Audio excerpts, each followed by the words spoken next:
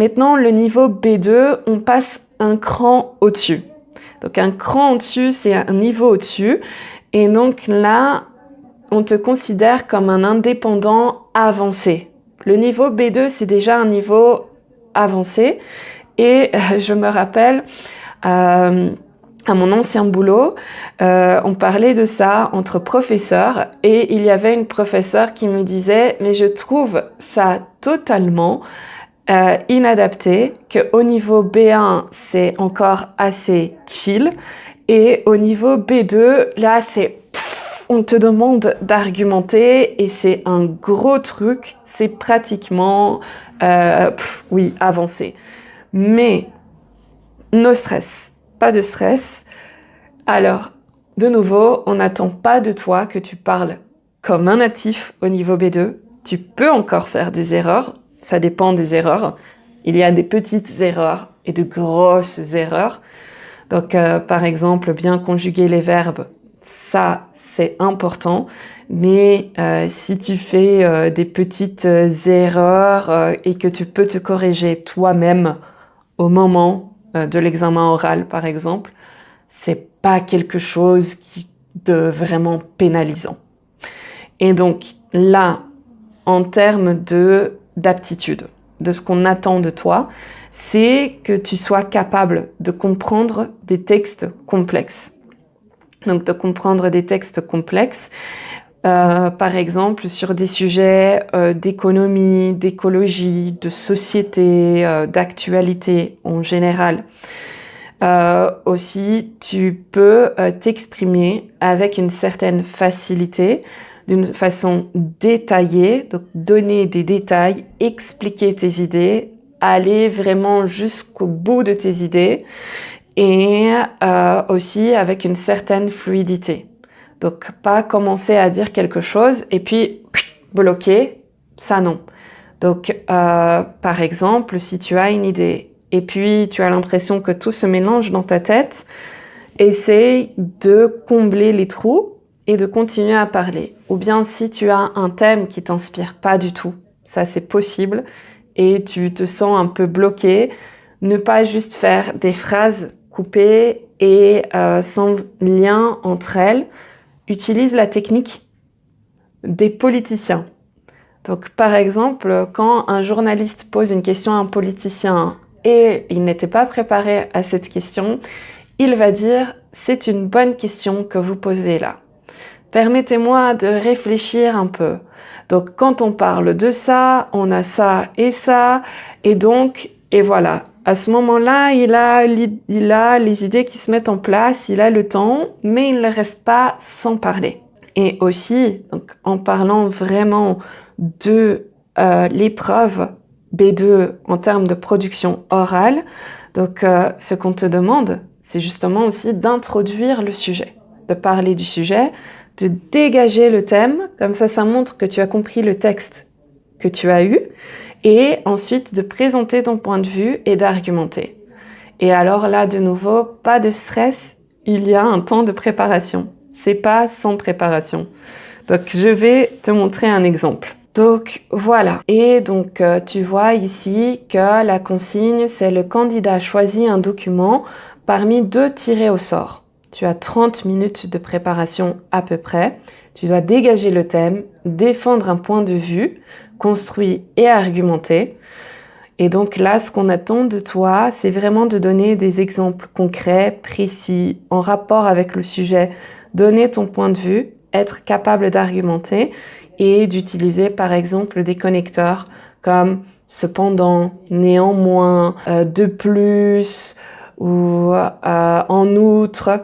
Donc toutes ces choses-là qui te permettent de structurer ton texte, ta présentation plutôt. Et ensuite, il y a un débat avec l'examinateur. L'examinateur peut poser des questions pour des précisions, mais aussi un peu jouer l'avocat du diable. Donc, avoir un point de vue complètement différent pour voir comment tu peux défendre le tien et aussi nuancer.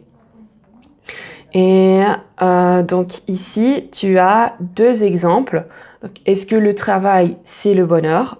Et donc là, on te donne un petit texte par rapport à ce sujet-là. Et un autre sujet, le rôle de l'université est-il de préparer à un métier? Donc tu vois, c'est toujours quelque chose qui permet d'argumenter, de donner son opinion, donner son avis. C'est plus une discussion du quotidien, c'est vraiment une argumentation.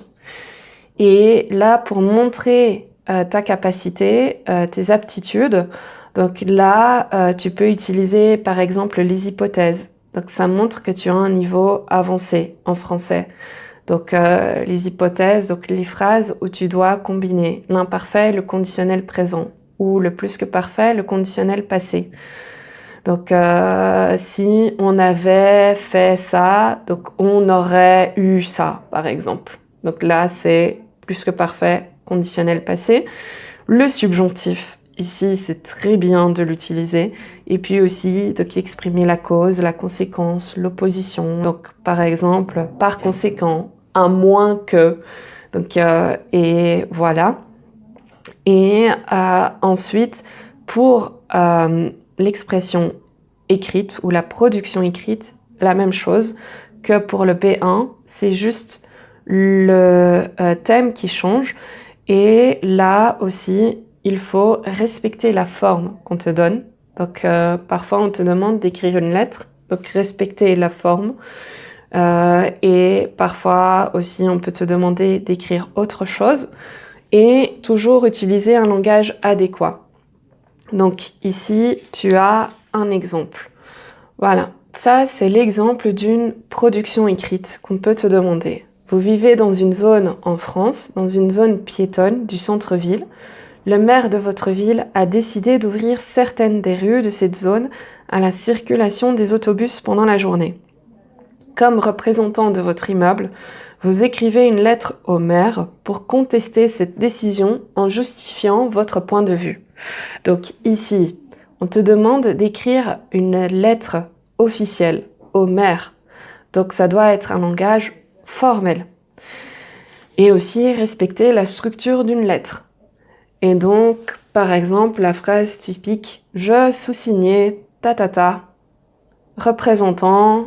Donc ici, on dit « représentant de l'immeuble situé à ta. Et je vous écris concernant le projet ta. Donc ça, c'est un très bon début. Et aussi, donc, introduire le sujet. Ça fait partie aussi du deal. Introduire le sujet. Ensuite, parler du problème, argumenter. Et puis, finir la lettre. Donc, en vous remerciant d'avance pour l'attention accordée à ma lettre ou à ma plainte et ou bien dans un autre contexte, je reste à votre disposition pour toute question complémentaire ou veuillez agréer l'expression de mes sentiments les plus distingués. Mais ça, c'est vraiment très formel. Donc, on peut aussi dire cordialement. Voilà. Donc, ça, c'était des exemples. Et aussi, je voulais te parler un peu des attentes pour que ce soit plus concret et aussi ce que tu dois montrer et les choses que tu dois maîtriser, que tu dois être capable d'utiliser. Si tu veux un peu plus de détails, alors tu peux, comme je l'ai déjà mentionné, regarder tous les exemples qui sont disponibles sur le site de France Éducation Internationale. Et donc là, tu peux tout télécharger, les audios, les tests, les corrections, les grilles d'évaluation. Il y a aussi les livres, donc la collection DELF 100% réussite. Il y en a aussi d'autres qui existent. Donc, mais là, comme j'ai pas d'expérience avec les autres livres, donc je me concentre sur le DELF 100% réussite. Tu as aussi sur YouTube deux professeurs, donc de vrais professeurs qui travaillent comme professeurs dans la vraie vie, qui ont beaucoup d'expérience. French Peel, donc qui parle beaucoup de DELF et qui donne beaucoup de conseils. Et il a même des cours, des vidéos avec des cours où il donne des cours et il explique vraiment en détail ce qu'il faut pour le DELF. Tu as aussi French School TV, peut-être tu le connais aussi. Et lui aussi, il filme parfois des exemples de production orale et il explique ce qu'on attend de toi. Il donne aussi des exemples de phrases ou d'argumentation que tu peux utiliser pendant ton examen. Et puis, si tu veux pratiquer la compréhension orale ou la compréhension écrite, mais surtout la compréhension orale, tu peux regarder les sites Apprendre TV5 Monde et Français Facile RFI, de RFI. Donc Apprendre TV5 Monde, tu vois, tu peux choisir le niveau que tu souhaites. Tu as toujours des petits sujets.